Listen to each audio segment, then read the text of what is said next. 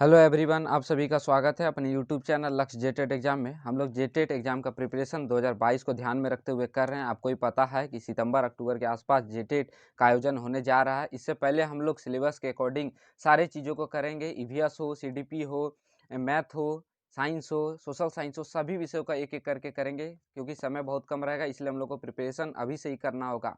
वैसे अभ्यर्थी जो अभी तक बैठे हुए हैं कि जेटेट का नोटिफिकेशन आने के बाद तैयारी करेंगे, तो ऐसे अभ्यर्थी ये जान ले कि आप बहुत पीछे रह जाएंगे। क्योंकि जेटेट का आयोजन आप ही देख रहे हैं कि 4 साल 5 साल पर एक बार हो रहा है। ऐसे में ये कुंभ का मेला जैसा होगा। आपको ही पता है कि बहुत सारे आवेदन यहाँ पर आएंगे, इसलिए आपको पहले से ही सारे चीज़ का प्रिपरेशन करना होगा। ऐसे बहुत से अभ्यर्थी अभी से ही तैयारी में लगे हुए हैं। आपको भी बता दें कि आप अभी से अगर तैयारी करते हैं तो आप जाके सिलेबस कंप्लीट कर पाइएगा। नहीं तो नोटिफिकेशन के बाद जो आप तैयारी करने के लिए बैठिएगा तो आपके पास समय बहुत कम रहेगा। तो हम लोग यहाँ पर आज ईवीएस की कक्षा में आ चुके हैं। देख सकते हैं पर्यावरण अध्ययन ईवीएस की कक्षा पेपर 1 के लिए है।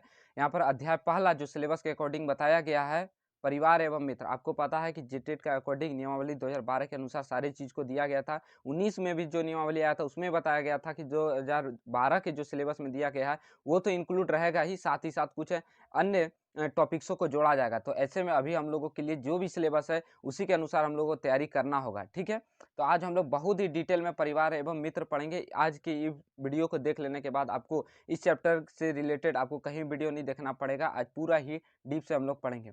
तो यूनिट पहला है, इसके बाद लेक्चर नंबर पहला है। हम लोग सिलेबस को भी देखेंगे। आपको बता दें कि लक्ष्य जेटेट एग्जाम चैनल पर लगभग सभी चीज़ों की तैयारी करवाई जा रही है। सीडीपी का क्लास लगातार आपको मिल रहा है। ईवीएस की कक्षा आज से स्टार्ट हो गई है। ठीक है, चलिए यहाँ पर देखते हैं। हम लोग के पास सिलेबस यहाँ पर देख सकते हैं बांट दिया गया है। पहला ही है परिवार एवं पड़ोस, परिवार एवं मित्र। आपको जेटेट हो, सीटेट हो, लगभग हर एग्जाम में प्राइमरी लेवल का जो सिलेबस होता है लगभग यही होता है। और आने वाले चेंजिंग भी कुछ होगा तो इसमें ऐड होगा। आपको ही पता है कि अब ईवीएस जो होगा जेटेट में वो 60 नंबर का होगा। तो ऐसे में अभी से ही तैयारी करना आपको काफ़ी बेनिफिट रहेगा। ठीक है, तो हम लोग समझते हैं पहले क्या है। परिवार एवं मित्र है, भोजन से रिलेटेड बहुत सारी चीज़ें, आवास है, इसके बाद जल है, इसके बाद जीव जंतु है, पेड़ पौधे हैं, इसके बाद यातायात के बारे में बताया गया है, इसके बाद आवागमन एवं संप्रेषण के। तो ये हम लोग का सिलेबस दिया गया है। हम लोग सिलेबस देखिए, यहाँ पर देख सकते हैं 2019 के अकॉर्डिंग आपको भी पता है कि यहाँ पर 60 नंबर का ईवीएस सब कर दिया गया। तो ऐसे में अगर अभी से अगर आप प्रिपरेशन नहीं करते तो आप बहुत ही पीछे रह जाइएगा। चलते हैं हम लोग अपनी कक्षा पर।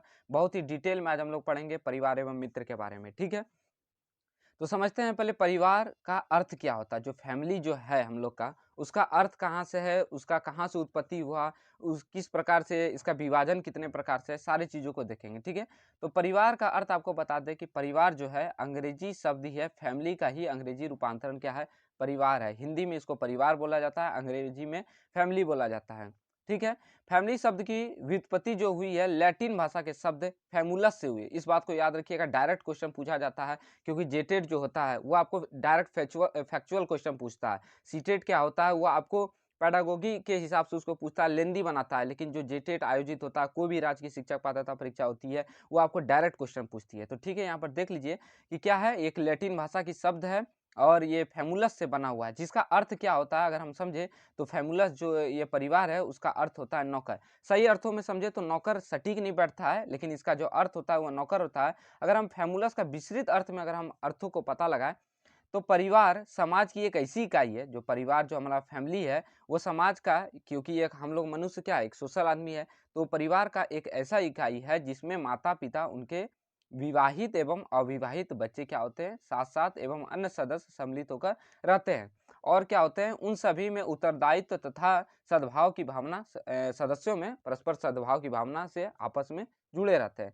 सिंपल अर्थों में समझे तो परिवार क्या है, एक ऐसी यूनिट है जिसमें क्या होते हैं, माता होते हैं, पिता होते हैं, विवाहित बच्चे भी होते हैं, अविवाहित बच्चे भी होते हैं तथा अन्य सदस्य आपस में जुड़े होते हैं। जिसे बोलते हैं माता पिता, उनके बच्चे हो गए, फिर दादा दादी।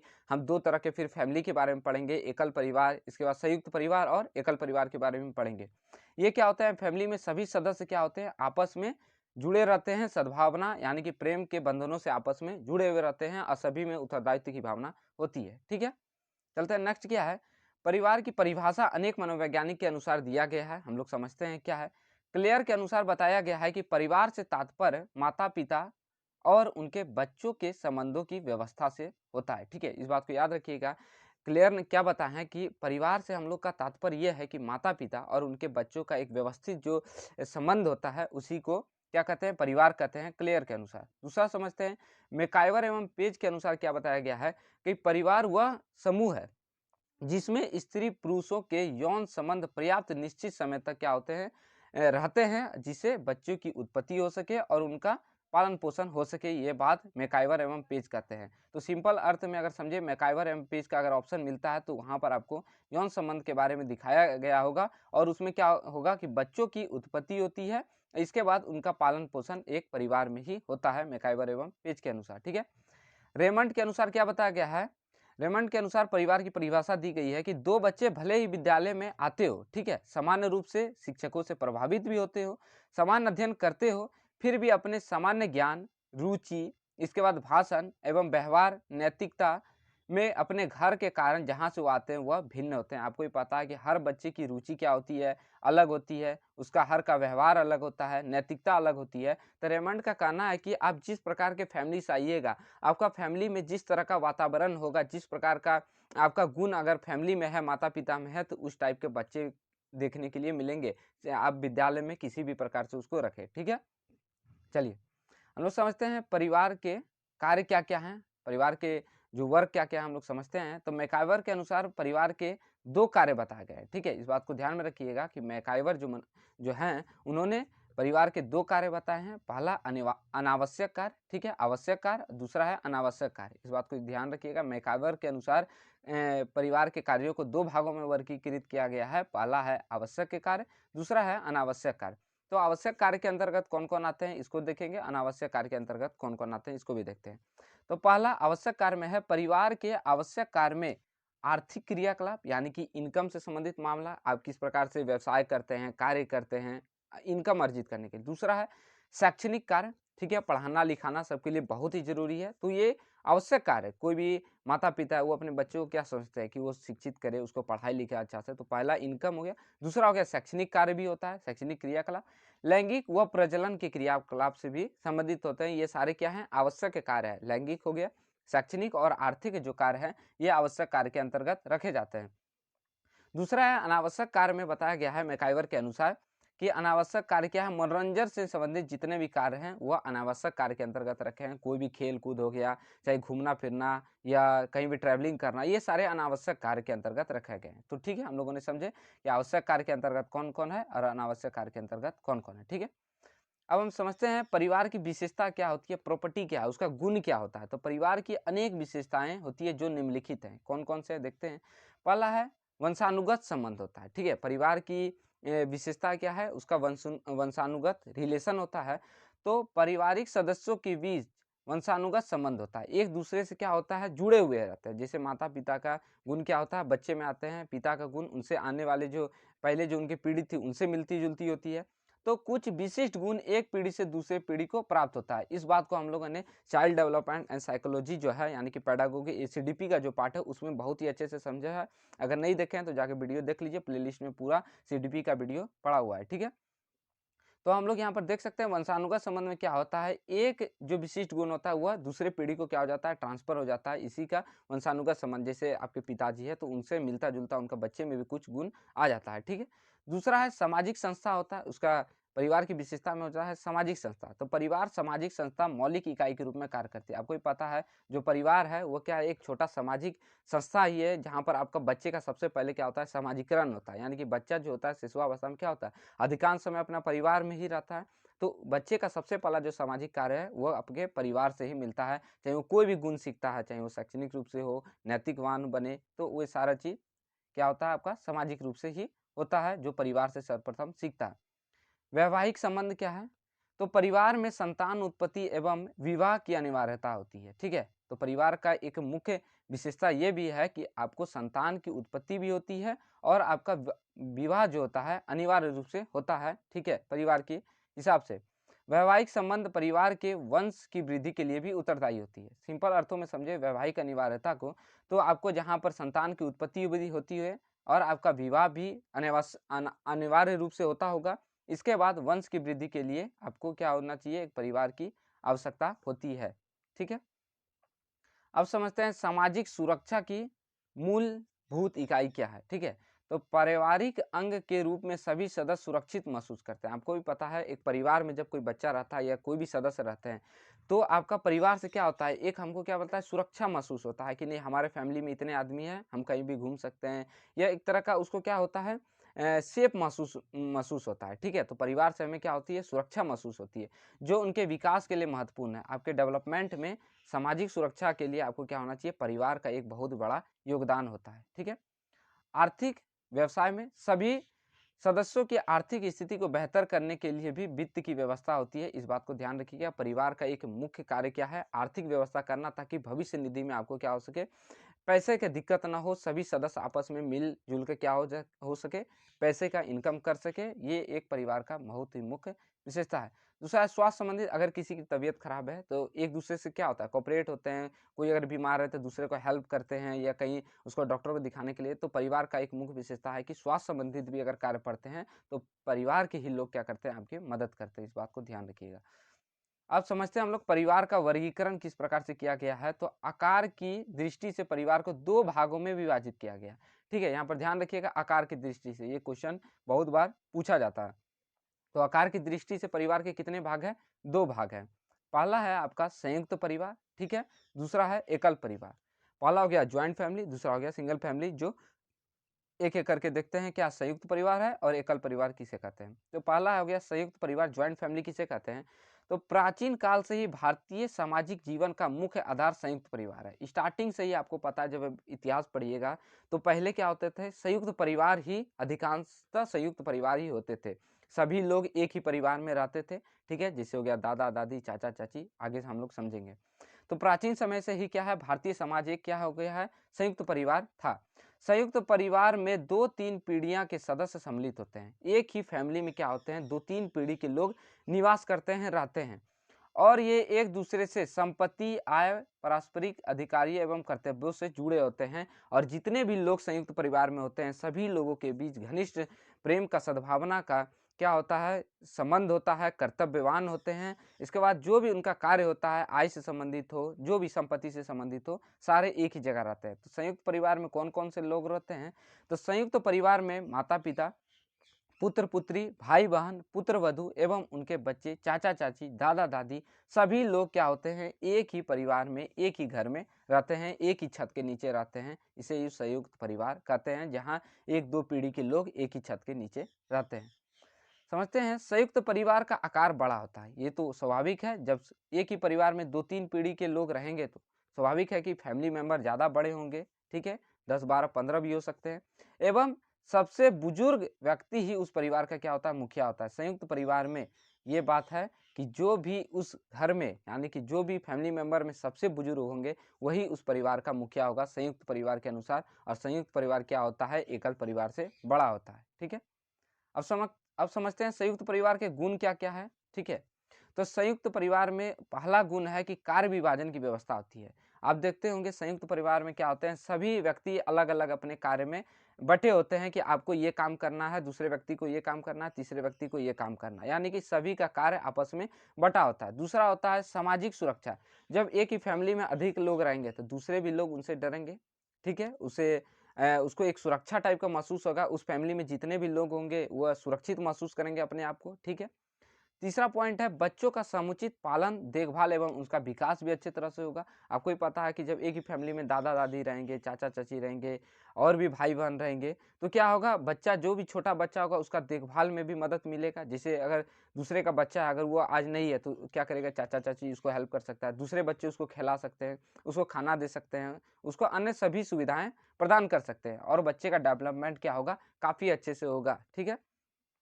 चौथा पॉइंट है बुजुर्ग के ज्ञान, अनुभव, उपदेश एवं निर्देशों का लाभ मिलेगा। आपको ही पता है कि एकल परिवार में ये सब चीज़ों का अभाव होता है। क्या होता है, संयुक्त परिवार में क्या होते हैं, बुजुर्गों का आपको ज्ञान मिलेगा। अगर आप एक संयुक्त परिवार में रहते हैं, पले बड़े हैं, तो आप भी देखिएगा कि आपको दादा-दादी हमेशा गाइडलाइन करते हैं। जो आपका शिक्षित फैमिली है या शिक्षित जो मेंबर है, वो हमेशा एक बच्चे को हमेशा गाइड करते हैं। उनको लाभ मिलता है कि प्राचीन समय में किस प्रकार से हम लोगों ने अपनी ज़िंदगी को गँवाया है या जिया है, और आने वाले आप लोगों को क्या लाभ मिलेगा, ठीक है। तो ये बुजुर्ग का ज्ञान आपको मिलेगा अगर आप संयुक्त परिवार में रहते हैं। नेक्स्ट पॉइंट है पारिवारिक धन का समान वितरण, ठीक है। पारिवारिक धन जो भी आप इनकम करते हैं संयुक्त परिवार में क्या होता है, सभी को समान रूप से वितरित किया जाता है, ठीक है। आप सारे लोग एक दूसरे को खर्च करते हैं, जो भी सामान मंगाना हो तो जो भी इनकम हुआ उससे सभी लोगों का भरण पोषण होता है संयुक्त परिवार में, ठीक है। अब इसके दोष क्या-क्या होते हैं, संयुक्त परिवार के दोष कौन-कौन से हैं? तो संयुक्त परिवार में है कि व्यक्तित्व के विकास के लिए स्वतंत्र स्वतंत्र अवसर का अभाव होता है। आपको ही पता है कि जब आप संयुक्त परिवार में रहिएगा, अगर आपको कुछ अलग करने का मन है तो आपको ये कार्य से रोका जाएगा, आपको रोका भी जा सकता है, ठीक है। जैसे आपको कुछ मन है कि हम एक्स्ट्रा काम करेंगे, तो वहाँ पर क्या हो सकते हैं, दूसरे आदमी आपको टोक सकते हैं, नहीं ये काम आपको नहीं करने दिया जा सकता है। तो ये एक दोष है संयुक्त परिवार का। दूसरा पॉइंट है पारस्परिक द्वेष कला का संघर्ष हो सकता है। आपको भी पता है कि जब आप एक ज़्यादा बड़े फैमिली में रहिएगा, तो ये भी हो सकता है, ये कला हो सकता है, एक-दूसरे से जलन भावना भी हो सकती है कि वो ये इतना आगे बढ़ गया, उसके पास इतना पैसा है, दूसरे आदमी के को क्यों नहीं दे रहा है, या अलग-अलग तरह का मैटर हो सकता है। एक ही घर में जब रहिएगा तो कला तो उत्पन्न होना स्वाभाविक है, ठीक है। तीसरा हो सकता है आलसी होना। बहुत सारे व्यक्ति जब आप संयुक्त परिवार में रहिएगा तो देखिएगा कि कुछ 10 अगर फैमिली मेंबर है तो उसमें से 4 आदमी काम कर रहे हैं, 3 आदमी 5 आदमी वर्क नहीं कर रहे हैं, ठीक है? तो इस टाइप के बहुत सारे लोग होंगे जो कि सोच रहे हैं कि दूसरा आदमी तो कमा के ला ही रहा है, तो उसी से हम लोग खा लेंगे। तो 1-2 व्यक्ति क्या हो सकते हैं, आलसी हो सकते हैं। तो इस टाइप से ये उनका दोष है संयुक्त परिवार का। चौथा है कठोर नियम, आपको नियंत्रण में रखा जाएगा। हर व्यक्ति पर आपकी नज़र होगी, आपके चाहे बड़े-बुजुर्ग हो, चाहे चाचा-चाची हो, एक बच्चे का हमेशा एक-दूसरे पर नज़र रहेगा, कठोर नियंत्रण में रहिएगा कि आप कहीं बाहर घूम नहीं सकते हैं, आप कहीं जा नहीं सकते हैं। ये सारे दोष है एक संयुक्त परिवार के, ठीक है? अब हम लोग एकल परिवार को समझते हैं। एकल परिवार क्या है? एकल परिवार का स्वरूप क्या होता है? लघु होता है। किसकी अपेक्षा में? तो संयुक्त परिवार की अपेक्षा में स्वाभाविक है एकल परिवार का जो मेंबर होंगे वह संयुक्त परिवार से कम होंगे, यानी कि लघु होगा। संयुक्त परिवार के विघटन के कारण ही एकल परिवार का क्या हुआ? जन्म हुआ। पहले क्या होते थे? पहले भी हम लोगों ने समझा कि भारतीय समाज क्या था?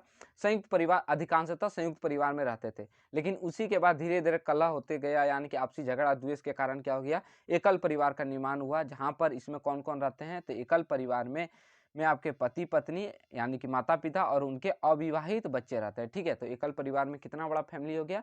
यानी कि माता-पिता हो गए और इनके बाद जितना उनका बच्चा है वही एकल परिवार में रहते हैं, ठीक है? अब इनकी विशेषता क्या है? इनको भी देखेंगे। तो एकल परिवार के गुण को समझते हैं, तो इसमें क्या है, पहला है व्यक्तित्व के विकास के लिए आपको स्वतंत्रता मिलेगी। आपको जो इच्छा है करने के लिए आप वो कर सकते हैं, इसमें किसी की रोक-टोक नहीं होगी।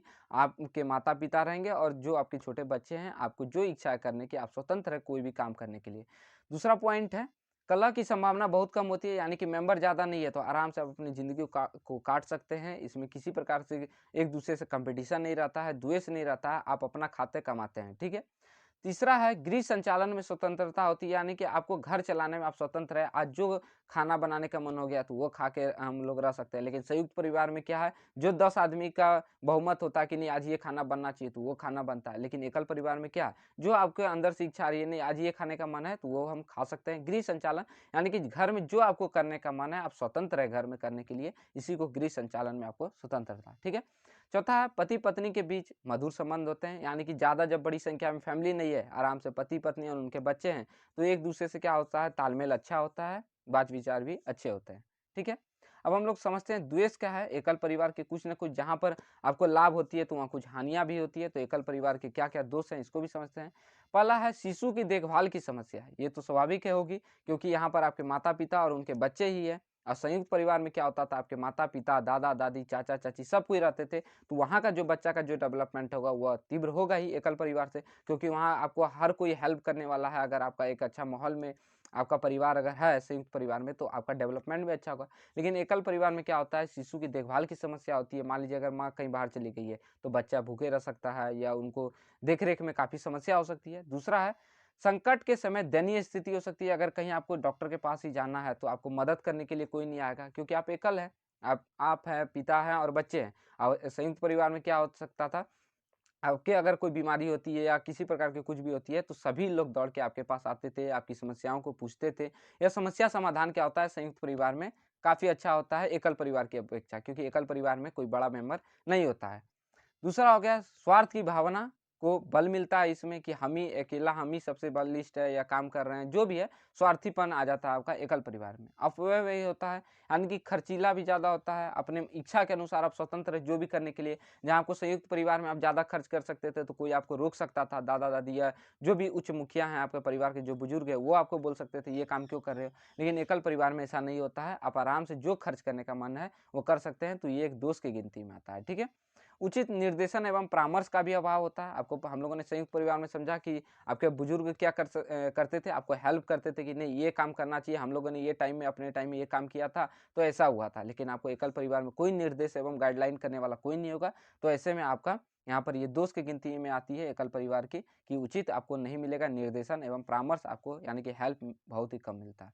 चलते हैं नेक्स्ट पॉइंट क्या है, परिवार के अन्य प्रकार। हम लोगों ने पहले समझा कि आकार के आधार पर, यानी कि संयुक्त परिवार और एकल परिवार, लेकिन अन्य भी परिवार के ऐसे बहुत प्रकार हैं, हम लोग एक एक करके देखेंगे जो कि इंपॉर्टेंट है, जिससे क्वेश्चन पूछा जा सकता है। फालतू चीज़ों को हम लोगों ने नहीं लिया इस वीडियो में, जो इंपॉर्टेंट हो सकता है, जिससे क्वेश्चन बन सकता है, उन्हीं सारे बिंदुओं को हम लोगों ने लिया है। एक बार अगर आप ये पूरा वीडियो को देख लेते हैं तो आपको फैमिली एंड फ्रेंड्स जो भी है इस चैप्टर से आपको कोई भी अन्य वीडियो नहीं देखना पड़ेगा। ठीक है, तो यहाँ पर देख सकते हैं मातृसत्तात्मक परिवार, पहला जो हम लोगों ने परिवार के अन्य प्रकार में लिया है मातृसत्तात्मक। नाम से ही पता चल रहा है जहाँ की माता हेड होगी। ठीक है, तो इसको समझते हैं। जिन परिवार में व्यवहारिक और औपचारिक सत्ता किसी स्त्री के हाथों में, वह परिवार क्या कहलाता है, मातृसत्तात्मक परिवार कहलाता है। सिंपल अर्थों में समझे मातृसत्तात्मक परिवार को, तो यहाँ हम समझ सकते हैं कि आपका निर्णय लेने की क्षमता चाहे कोई भी क्षेत्र में हो, ठीक है, चाहे आधिकारिक क्षेत्र हो, कोई भी क्षेत्र में हो, उसका जो हेड जो बनेगी वो क्या होगी, स्त्री होगी। ऐसे परिवार मातृसत्तात्मक परिवार के अंतर्गत काउंट होते हैं। ठीक है, दूसरा है पितृसत्तात्मक परिवार किसे कहते हैं, वह परिवार जिसमें परिवार के निर्णय और आधिकारिक सभी शक्तियां परिवार के सबसे बड़े पुरुष जो लेते हैं, यानी कि इसमें पितृसत्तात्मक यानी कि पिता हेड होंगे, जो भी है बड़े पुरुष जो भी होंगे वह हेड होंगे। मातृसत्तात्मक में माँ हेड होगी, जो भी स्त्री होगी। ठीक है, हम लोगों ने सिंपल अर्थों में समझा। फिर इसके बाद है समरक्त संबंधित परिवार क्या है, ये सभी संयुक्त परिवार का ही एक रूप है। ठीक है, ये सभी जितने हैं सभी संयुक्त परिवार का ही एक रूप है। इसको अभिविन्यास परिवार भी कहा जा सकता है। ठीक है, ये बात को ध्यान रखिएगा। समरक्त परिवार को अन्य नाम क्या बोल सकते हैं, अभिविन्यास परिवार कहते हैं। ये भी क्वेश्चन आपको पूछा जा सकता है डायरेक्ट जेटेट के क्वेश्चन के पेपरों में। ठीक है, तो समरक्त परिवार संबंधित परिवार को और क्या बोलते हैं, अभिविन्यास परिवार भी कहते हैं। इसमें समान रक्त समूह के लोग क्या करते हैं, रहते हैं। समरक्त परिवार में क्या होते हैं, सभी एक ही रक्त के लोग, यानी कि एक ही, जैसे आपका फैमिली हो गया, आपके फैमिली के बच्चे, यानी कि उनका रक्त जो होगा ब्लड मैच करेगा, तो एक ही फैमिली के जो एक ही ब्लड ग्रुप के लोग क्या होते हैं, रहते हैं। अब समझते हैं अन्य जो है पितृस्थानीय परिवार। वहां पितृसत्तात्मक था, मातृसत्तात्मक था। अब यहाँ देखिए पितृस्थानीय परिवार है, इसको ध्यान दीजिएगा। पितृस्थानीय परिवार, मातृस्थानीय परिवार, ये बात को वर्ड को ध्यान में रखिएगा। जब कोई स्त्री विवाह के बाद अपने पति के परिवार के साथ रहे तो उसे पितृसत्तात्मक परिवार कहते हैं। कहने का अर्थ है कि स्त्री यानी कि जो भी लड़की है, यानी कि जो स्त्री है, वह विवाह के बाद क्या हो, एक पुरुष के घर में आती है तो उसे कहा जाता है पितृस्थानीय परिवार। मातृस्थानीय परिवार क्या है, जब कोई स्त्री विवाह के बाद अपने पति को लेकर अपने परिजन के साथ रहती है तो उसे कहा जाता है मातृसत्तात्मक। यानी कि इसमें क्या होगा, पति जो है यानी कि जो पुरुष वर्ग का जो लोग है वो मातृ यानी कि स्त्री के घर में आके जब रहेंगे तो उसे मातृसत्तात्मक परिवार। पितृसत्तात्मक परिवार का अर्थ है कि जब कोई स्त्री विवाह के बाद क्या होगा, कोई भी पुरुष के घर में जाकर रहेगी, उसे पितृस्थानीय परिवार कहते हैं, सिंपल अर्थों में। अब समझते हैं नेक्स्ट क्या है, मातृ पितृ स्थानीय परिवार किसे कहता है। अब इसको समझते हैं। यदि नव दाम्पत्य यानी कि जब नए जोड़े जो शादी होते हैं कुछ समय के लिए पति के परिवारजनों के साथ रहे, ठीक है, जो भी शादी ब्याह होने के बाद क्या हो, जो भी है लड़की पति के परिवारजनों के साथ रहे, फिर बाद में कुछ समय के लिए वधु के परिवारजनों के साथ रहे, ऐसे परिवार को क्या कहा जा सकता है, मातृ पितृ स्थानीय परिवार। इसके सिंपल अर्थों में समझें इसको, तो क्या है, इसमें क्या होता है, पति के कुछ समय के लिए क्या हो सकता है, महिलाएं पति के घर में रह सकती है। इसके बाद क्या हो सकता है, जो वधु है फिर वह जो पति है वह वधु के घर में रहता है। यानी कि अदला बदली वाला काम मातृ पितृ सत्तात्मक परिवार में चलता है। ठीक है, अब समझते हैं नेक्स्ट क्या है, परिवार के अन्य प्रकार में नव स्थानीय परिवार। नव स्थानीय परिवार क्या है, यदि नव विवाहित दाम्पत्य अपना अलग घर बनाकर रहते हैं तो ऐसे परिवार नवस्थानीय परिवार कहते हैं। एक बार आप पूरे थ्योरी को कर लीजिए, हम लोग नेक्स्ट वीडियो में इसके सारे ऑब्जेक्टिव क्वेश्चन को भी करेंगे, इस बात को ध्यान में रखिएगा। तो पहले हम लोग अच्छे से पूरे थ्योरी को कंप्लीट कर रहे हैं, ये सीरीज में आपको पूरे थ्योरी को कराया जाएगा, इसके बाद एक एक करके सारे के ऑब्जेक्टिव क्वेश्चन भी लाया जाएगा, ठीक है। तो नवस्थानीय परिवार क्या है, इसमें जो विवाहित जो जोड़े होते हैं वो क्या करते हैं, एक अपना अलग घर बनाकर रहते हैं, तो ऐसे परिवार को क्या कहा जा सकता है, नवस्थानीय परिवार कहते हैं। अब द्विस्थानीय परिवार क्या है, द्विस्थानीय नाम से पता चल रहा है कि दो जगह पर रहेगा एक व्यक्ति, तो ऐसे परिवार जिसमें पति अपने परिवारजनों के साथ तथा पत्नी अपने परिवारजनों के साथ रहे, परंतु क्या होता है, पति रात में अपने पति के घर रहकर दिन में वापस अपने परिवारजनों के पास चला जाता है, ठीक है। तो इसे कहा जा सकता है द्विस्थानीय परिवार। सिंपल अर्थ में समझे तो इसके क्या कहते हैं, ऐसे परिवार जिसमें पति जो होता है पहले अपने परिवारजनों के साथ रहता है और पत्नी अपने परिवारजनों के साथ रहती है, परंतु क्या होता है, पति जो है वह रात में, यानी कि जो पुरुष वर्ग है वह रात में अपने पत्नी के घर में आकर रहता है और फिर दिन में क्या हो जाता है, वापस पुनः वो अपने घर में चला जाता है, उसको कहा जाता है द्विस्थानीय परिवार। नाम से पता चल रहा है दो स्थान में रहता हो, यानी कि पहले पति पत्नी अपने घर में रहेगी, पति भी अपने घर में रहेगा, पति क्या करेगा, रात में वह स्त्री के घर में रहेगा, फिर सुबह होते वह स्त्री के घर से निकलकर पुनः अपने घर में आ जाता है, इसी को द्विस्थानीय परिवार कहते हैं, ठीक है। अब नगरों में रहने वाले परिवार को नगरीय परिवार कहा जाता है सिंपल अर्थों में, और ग्रामीण इलाके में रहने वाले परिवार को ग्रामीण परिवार कहा जाता है, ठीक है। अब समझते हैं परिवार का महत्व क्या है। इस टॉपिक्स में सारे हम लोगों ने बहुत ही डिटेल से हम लोग सारे चीज़ों को कर रहे हैं, एक बार पूरा थ्योरी कंप्लीट कर लेंगे, इसके बाद हम लोग ऑब्जेक्टिव भी करेंगे, ठीक है। तो परिवार का महत्व क्या है, इंपॉर्टेंस क्या है फैमिली का, तो परिवार समाज का एक छोटा समूह। आपको भी पता है कि फैमिली ही सबसे, समाजीकरण बच्चे का जो होता है वो सबसे पहले अपना घर में ही होता है, परिवार में होता है, हम लोग समझेंगे। जहाँ सर्वप्रथम बालक का समाजीकरण होता है, सारे बातों को लिख दिया गया है कि सबसे पहले जो बच्चा का समाजीकरण होगा वो आपके परिवार में होगा, क्योंकि बालक जो भी चीज़ सबसे पहले सीखता है वो अपने परिवार से ही सीखता है, ठीक है। दूसरा है परिवार की सामाजिक स्थिति भी बालक के सामाजिक विकास को प्रभावित करती है, ठीक है। यानी कहने का अर्थ है कि आपका परिवार में जिस प्रकार का माहौल होगा, आप उसी प्रकार के बच्चे भी किस प्रकार से, उसी प्रकार से क्या होंगे, डेवलप करेंगे, ठीक है। दूसरा क्या है, स्वस्थ परिवार के बच्चे शारीरिक रूप से स्वस्थ होते हैं। इसके कहने का अर्थ है कि यदि माता पिता आपके स्वस्थ हैं, हिष्ट पुष्ट हैं, शरीर से अच्छे हैं, बलवान हैं, तो आपका जो बच्चा भी होगा वो क्या होगा, हिष्ट पुष्ट भी होगा शारीरिक रूप से, ठीक है। कहने का अर्थ है आपके परिवार में जिस प्रकार के लोग होंगे शारीरिक रूप से, फिजिकली रूप से, तो उसी प्रकार के आने वाले बच्चे भी उसी प्रकार के होते हैं। नेक्स्ट पॉइंट है, बालक को सही बात आवरण उपलब्ध कराने की जिम्मेदारी भी क्या होती है, परिवार की होती है। हम लोगों ने इसको सीडीपी के पोर्शन में बहुत ही अच्छे से समझा है कि वातावरण एवं वंशानुक्रम का एक बच्चे पर किस प्रकार से प्रभाव पड़ता है। नहीं देखें तो जाके वीडियो देख लीजिए जरूर, प्लेलिस्ट में बना हुआ है। तो इसके कहने का अर्थ है कि बालक को सही वातावरण उपलब्ध कराने का जो जिम्मेदारी होती है वो परिवार की होती है, कि एक बच्चे को आप किस प्रकार के माहौल में पला बढ़ा रहे हैं। यानी कि अगर आपको एक अच्छे बच्चे को शिक्षित करना है तो आपको एक शिक्षित माहौल में डालना होगा, नहीं तो आपका बच्चा क्या हो सकता है, आपको मेंटली रूप से कमज़ोर हो सकता है, या उसकी जितनी विकसित हो सकता था वो बच्चा उतना वो डेवलप नहीं कर पाएगा। इसलिए एक अच्छा माहौल में देने की जिम्मेदारी जो होती है आपको क्या हो सकता है, परिवार की होती है। इसलिए देखिएगा आप बच्चे पढ़ने के लिए क्या हो क्या होते हैं, बाहर चले जाते हैं, ठीक है। तो वो एक जिम्मेदारी होती है परिवार की कि आप एक बच्चे को अच्छे से अच्छे माहौल में परवरिश करें। नेक्स्ट पॉइंट है, बालक की मानसिक क्षमता के विकास में उसके वंशानुक्रम का भी बहुत बड़ा योगदान होता है, जो उसके परिवार को प्राप्त होता है। आपको भी पता है कि आपके हेरिडिटी का भी एक बच्चे का डेवलपमेंट में काफ़ी इफेक्ट पड़ता है। ये सारे बातों को हम लोगों ने सीडीपी में भी किया है, ठीक है। तो एक बच्चे का जिस प्रकार से आपका जो माता पिता का जो एजुकेशन होगा उसका भी बहुत ज़्यादा हद तक आपका क्या होता है, प्रभाव पड़ता है एक बच्चे के एजुकेशन में, ठीक है। दूसरा है, आपको इसके कहने का अर्थ है कि एक पढ़ा लिखा फैमिली का जो बच्चा होगा वो भी क्या होता है, शिक्षित होता है, ठीक है। और एक मूर्ख माता पिता के बच्चे क्या हो सकते हैं, मूर्ख हो सकते हैं। कहने का अर्थ यही है वंशानुक्रम का प्रभाव में, ठीक है। इसके बाद नेक्स्ट पॉइंट है, परिवार जिसमें माता पिता के बच्चे अच्छे संबंध है, उस जिसमें वो अपने बच्चों की रुचियाँ, इच्छाओं एवं आवश्यकताओं को समझते हैं, जिसमें आनंद स्वतंत्रता का वातावरण होता है, इसका सकारात्मक प्रभाव बच्चे के मानसिक पर पड़ता है। सिंपल अर्थ में इसको समझे तो क्या हो सकता है, यदि आप बच्चे को स्वतंत्र वातावरण उपलब्ध करवाते हैं, एक अच्छा वातावरण उपलब्ध करवाते हैं जहाँ बच्चे की रुचियों, आवश्यकताओं, इच्छाओं को ध्यान में रखकर सारे कार्यों को किया जाता है, तो ऐसे बच्चे क्या हो सकते हैं, काफ़ी अच्छे डेवलप हो सकते हैं जहाँ उनकी रुचियों को ध्यान में रखा जाए। बच्चे का इच्छा है कि अलग करने का, तो उसको जहाँ स्वतंत्रता मिलेगी तो वो उस डायरेक्शन में जाके बढ़ के वो आगे अच्छा कर सकता है, सिंपल अर्थ में। ठीक है, नेक्स्ट पॉइंट है, माता पिता की शिक्षा का भी बालक के मानसिक विकास पर काफी ज्यादा प्रभाव पड़ता है। इन सभी बिंदुओं को हम लोगों ने देखा। अब कुछ मनोवैज्ञानिक है, उनके अनुसार क्या बताया गया है, देखते हैं परिवार का क्या इंपॉर्टेंस है, इस बात को ध्यान में रखते हैं।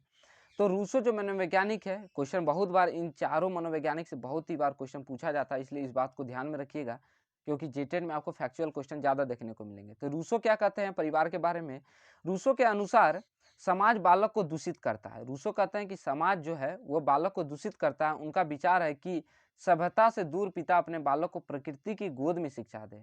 सिंपल अर्थ में इसको समझे तो रूसो क्या चाहते हैं कि बच्चे को समाज में ना रखे, वो क्या करे, प्रकृति की गोद में, यानी कि नेचर से उनको सीखने का ज़्यादा से ज़्यादा मौका दे। जहाँ शांत माहौल हो, जहाँ शांत वातावरण हो, वैसे प्रकृति के नेचर में जाकर बच्चे को शिक्षा दीक्षा दी जानी चाहिए। आप समाज में रहकर शिक्षा ना दे, रूसो का कहना है। ठीक है, पेस्टालॉजी क्या कहते हैं, इनका मानना है कि घर शिक्षा का सर्वोत्तम साधन है। ठीक है, फैमिली ही आपका सर्वप्रथम, आपका एजुकेशन जो होता है वो आपका सर्वप्रथम परिवार से ही मिलता है, घर से ही मिलता है। तो पेस्टोलॉजी इस बात को मानते हैं कि शिक्षा का सबसे अच्छा जो साधन है वो आपका परिवार है, जहाँ माता पिता अन्य सारे सदस्य रहते हैं, तो उनसे भी आप बहुत कुछ को सीख सकते हैं। और बालक का प्रथम विद्यालय भी आपका क्या हो सकता है, घर ही होता है, आपको ही पता है। ठीक है, तो बालक का प्रथम विद्यालय आपका घर ही है।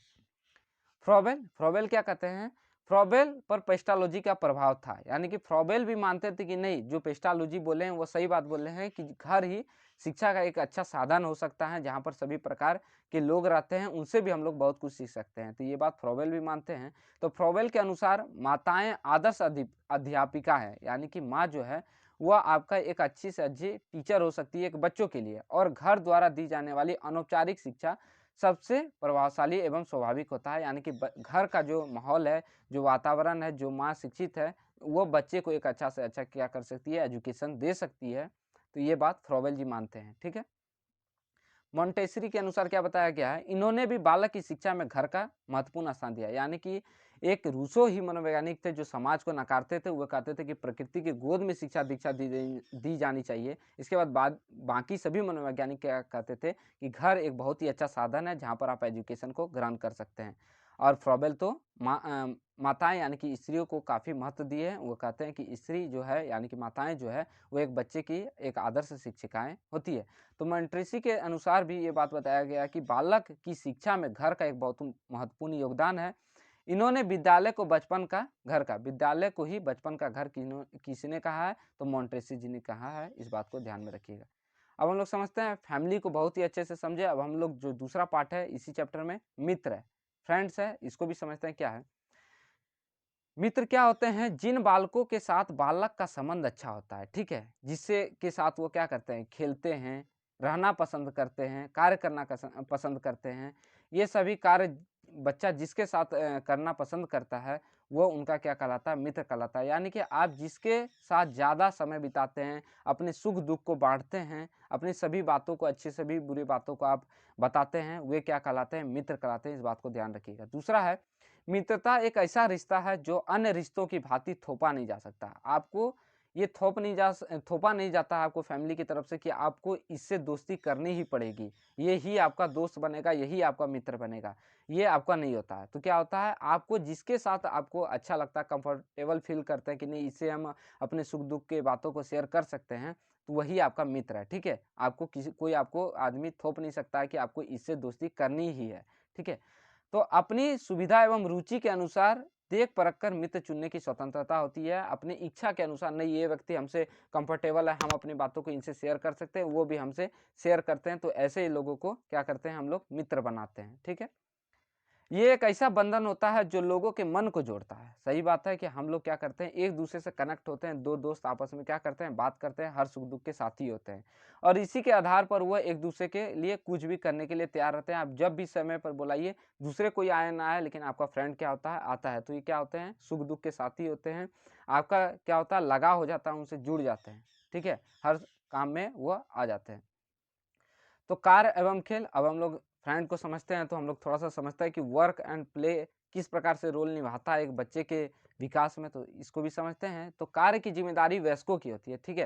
तो वर्क जो करता है, जो इनकम आता है, फैमिली जो घर चलती है, हम लोग परिवार एवं मित्र पढ़ रहे हैं तो इसमें हम लोग इनकम से भी संबंधित बातों को समझेंगे कि जो घर चलता है तो कार्य करने की जिम्मेदारी किसकी होती है, वयस्कों की होती है। यानी कि जो बड़े मेंबर होते हैं वह कार्य करके क्या लाते हैं, इनकम लाते हैं और उन्हीं से घर चलता है। तो वही खेलकूद बच्चों के लिए अनिवार्य है, जहाँ हमको बता दें कि जो बड़े लोग हैं वो काम करके इनकम करते हैं, खाना चलता है, घर चलता है, तो वहीं बच्चे का कार्य क्या है, खेल-कूद करते हैं और खेल के माध्यम से बहुत कुछ सीखा भी जाता है। तो यहाँ पर समझते हैं, तो वही खेल के माध्यम से बच्चे के लिए अनिवार्य है। बच्चे स्वयं को खेल-कूद में क्या करते हैं, व्यस्त रखते हैं। अधिकांश समय आप देखते होंगे कि दोस्तों के साथ वो खेलते रहते हैं, तो इससे बच्चे का डेवलपमेंट पर भी काफ़ी अच्छा इफ़ेक्ट पड़ता है, पॉजिटिव इफ़ेक्ट पड़ता है, ठीक है।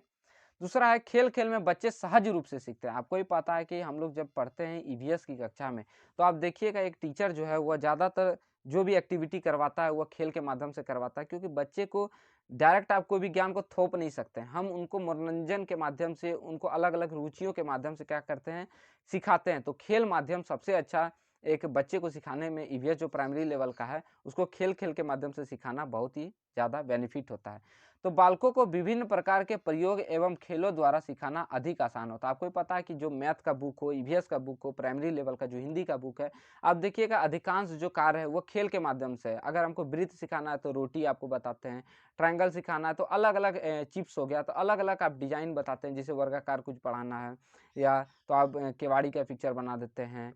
तो और अन्य सभी चीज़ों को हम लोग क्या कर सकते हैं, खेल के माध्यम से गणित में सिखाते हैं। उसी प्रकार से जैसे आपको मान लीजिए गिनती सिखाना, तो एक आता है आपका क्या, गिनतारा आता है। एक चप्पल लेते हैं, 3 काठी उसमें ठोक देते हैं, बच्चे को इसमें मोती जोड़ने के लिए बोल देते हैं। ये क्या है, सारा चीज़ खेल के माध्यम से सिखाना, इससे बच्चे क्या होते हैं, सीखते हैं। ये गिनतारा का पिक्चर हो गया।